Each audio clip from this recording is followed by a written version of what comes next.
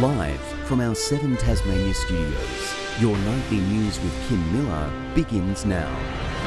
The Cup Day events continued here in Tasmania.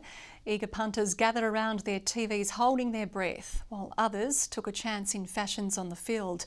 For some, it wasn't a day to celebrate. Thousands of people around Tasmania on their feet at 3 p.m.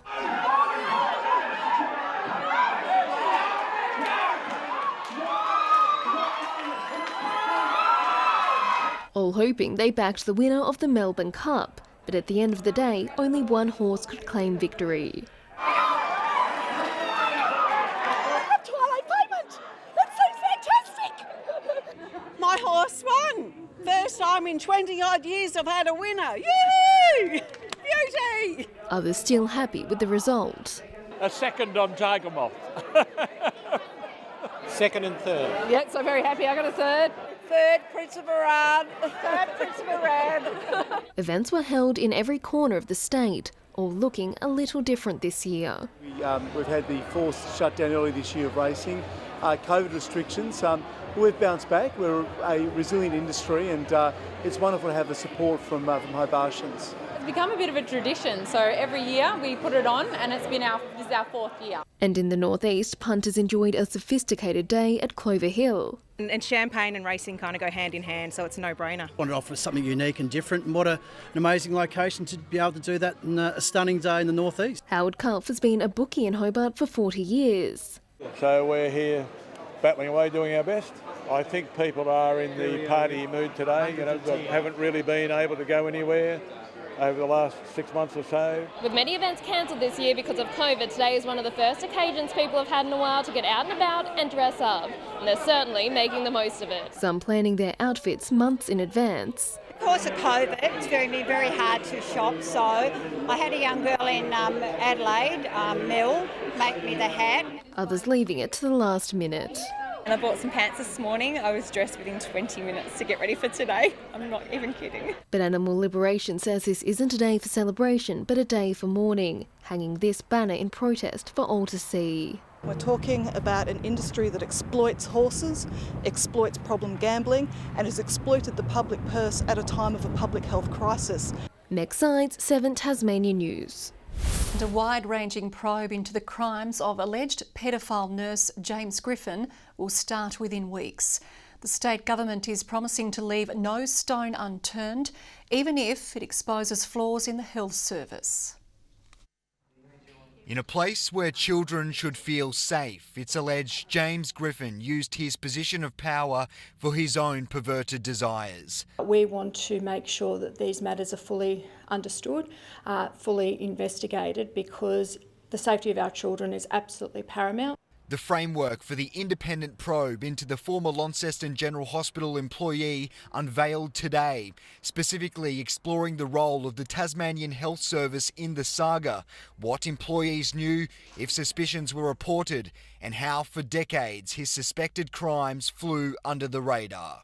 I think the Tasmanian community would be appalled by some of the allegations that have been aired. I think the important thing is that it is a frank and fearless investigation, and it allows our members in particular who may have outstanding concerns or information that they want to come forward with to do so without the risk of breaching their employment conditions.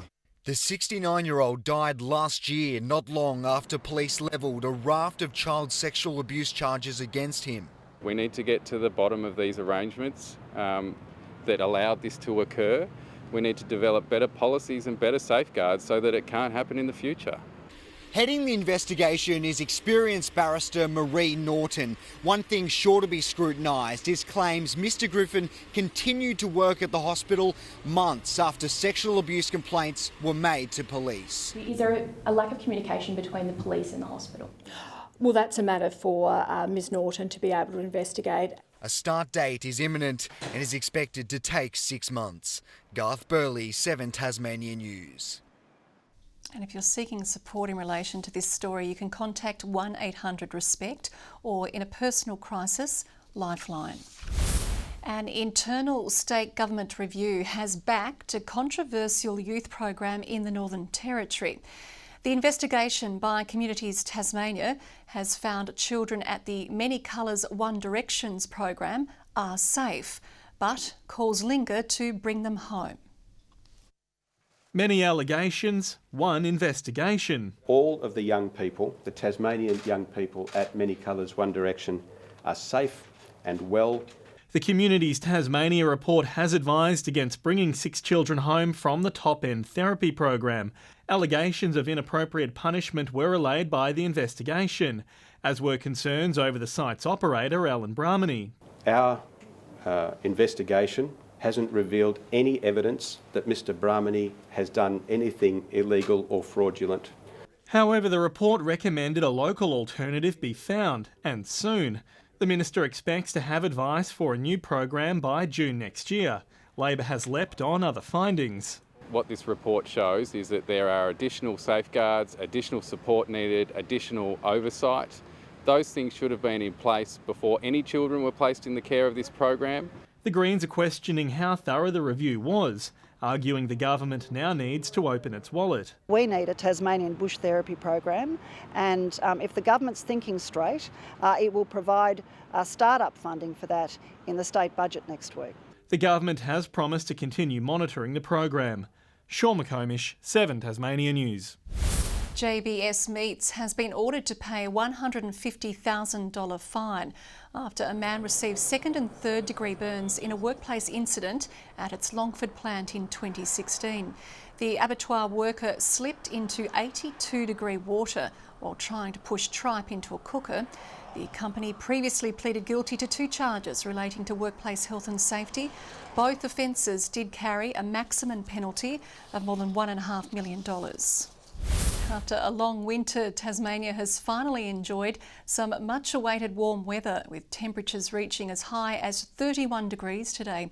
Our reporter Meg Sides is taking a break at the beach and joins us now. Hello Meg, it looks like it's a busy evening where you are. That's right, Kim. Crowds have certainly taken advantage of our first hot day ahead of summer. People have flocked, as I'm sure you can see behind me, to beaches and parks around the south to take advantage of the sun. And as you can see, it stayed pretty busy right into the evening. Now, we're only 3 days onto November, but here in Hobart, temperatures rose to almost 29 degrees. The hottest place in Tassie was Strawn, where it was 31 degrees, closely followed by Grove and Bushy Park. The average temperature for November in Tasmania is only around 20 degrees, so we're definitely feeling the heat today, Kim. Hobart residents may have also noticed a significant amount of smoke throughout the afternoon, but the fire service has confirmed it's only coming from a fuel reduction burn at Cambridge, and there is no risk to the community. Now, Kim, we've only got one more warm day before this little taste of summer comes to an end. Temperatures are expected to cool right back down at the end of the week, and I'm going to go and enjoy it in a second. I might go grab an icy pole. Good idea. Thank you. Meg Sides there in Hobart. Well, Clarence City aldermen have voted to permanently fly the Aboriginal flag outside the council chambers. The move comes 2 weeks after a similar motion was controversially voted down, triggering a wave of community backlash, with hundreds of handmade flags planted on council lawns. The flags have since been collected and will be displayed during NAIDOC week. The council is also working on a reconciliation action plan. Tasmania remains on track to open the border to New South Wales on Friday. The Premier has confirmed travellers will be able to enter without quarantining, but will still undergo health checks at air and seaports. Public Health continues to monitor the situation, but says the very low number of recent unexplained cases means it's safe for people to enter. Tasmania is still expected to open to Victoria on December the 1st. A husband and wife accused of murdering a Campbelltown father have been released on bail in Launceston. Nolene and Cedric Jordan were arrested earlier this year, more than a decade after 36-year-old Shane Barker was found dead in his home. The pair previously pleaded not guilty to the charges. The suspicious death was one of the state's longest-running murder investigations. Both will face the Launceston Supreme Court again next month. And the state's doctors have banded together, saying rapid climate change is posing a risk to Tasmanians' health. The medical workers have all signed an open letter to the Premier calling for an end to native forest logging. They say the rapid changes are raising significant risks for local communities, and it's an issue that will continue to worsen if action isn't taken. Climate change, driven by carbon emissions, has huge implications on our health.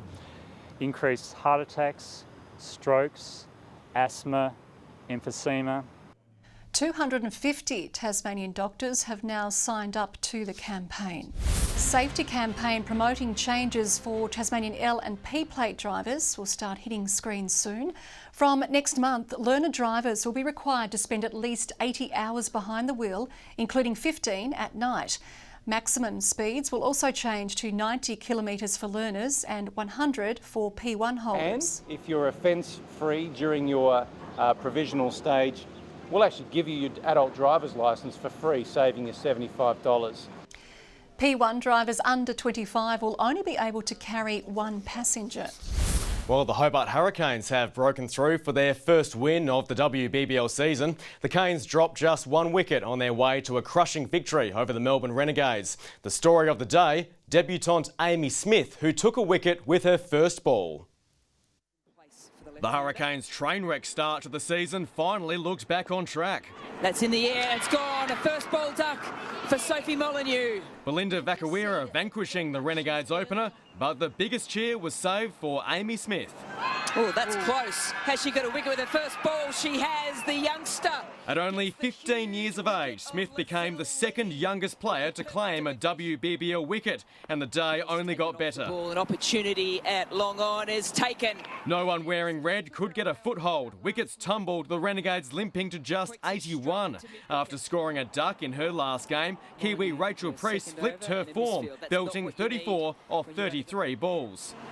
That's better. Goes straight down the ground. There's no protection there. Priest and Naomi Stalenberg made the bulk of the run chase. Hayley Matthews put the finishing touches on the win after just 12 and a half overs. Their next challenge shapes up as a tough one. Elise Perry's Sydney Sixers sitting second on the table.